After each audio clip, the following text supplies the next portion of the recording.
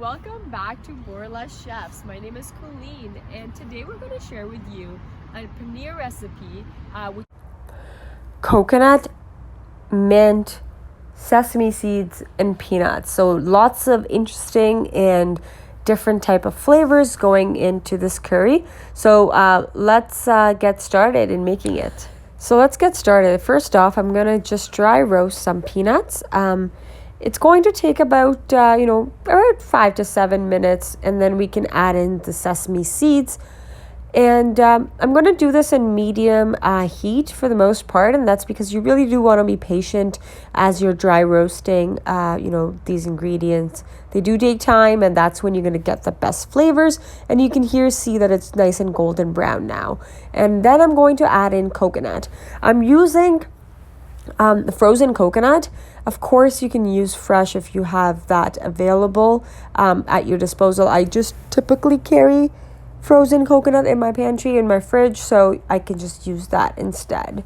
And again, we're going to cook this down for another 5 to 7 minutes, and then we're going to blend it into a bit of a paste that we can use later in when we're making our curry. So we're going to just let this finish off in another, as I said, 5 to 7 minutes, and then let it sit aside until we're ready to blend it. And you're going to need some water as you're blending it to get that paste-like consistency. You'll see the consistency at a few minutes later. I'll show you when we actually add it to the rest of the ingredients. So as I said, let's continue to move on. And what we're going to do next is ginger and garlic, which we're going to use. But before we get there, I'm going to have some, I've got some mustard seeds popping in, and also some fenugreek seeds, and I've added dried red chilies. I'm just going to saute this and, have those pop and crackles happen with both the seeds in there. And I'm also adding curry leaves. And you can see this is a bit of a South Indian flavors that we're trying to build. Where I'm going to add the ginger garlic smashed up essentially. You could make it into paste, but I personally don't mind it in a mortar pestle. Now I'm going to add green chilies. I'm just splitting it into, one green chili in half. I like to be able to see it so I can discard it and not chew on it and, it'll get too spicy.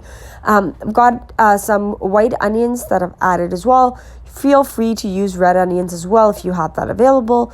I'm now adding turmeric, red chilies, and salt. It's roasted cumin powder, and then finally coriander powder. Just in terms of spices, coriander powder is one spice that you don't have to ever worry about. It's not something that'll overpower, so if you do put a bit more or less than what I'm suggesting, that's completely fine. So this is the paste we were discussing earlier of the peanut, sesame, and the coconut. This is the consistency we need after we blend it. So we've just added that into this onion paste, and I'm just going to let it cook now and for another 5 to 6 minutes before we add in some water, because essentially we're trying to build a nice gravy. To go with rice or any sort of Indian bread. So here you go. I'm starting to add the water now. You'll see I've added just a little bit first, and that's just because I wanted to allow it to cook better in this pan. But I'm going to add now incremental water because I'm turning it into a gravy. You're going to be essentially cooking this gravy down for about 30 minutes from here on. You can simmer it. You don't need it to be vigorous boils or anything. As you set to get some boiling, I am going to add some fresh green coriander and freshly chopped up mint. So just mixing it, and then I'm just going to add in yogurt. Another replacement for yogurt is, of course, buttermilk. And then, of course, if you want to make this vegan, given everything so far was vegan, I do not believe that this is an important step that, you must do. So if you want to make it vegan, you can totally remove it. What I also added was some concentrated tamarind paste. Again, if you don't have it, feel free to use just lemon juice. And that should be good to get a bit of a tangy flavor, into this curry. Now I'm going to set that aside. I'm in another pan. I'm going to take some oil, and I'm going to put the pieces of paneer or tofu, depending on what you prefer, to add some protein, incremental protein into this curry. And I'm going to also do some red peppers. I just love the color and the contrast that the red peppers gives, but you really have the optionality to use whatever vegetables you like.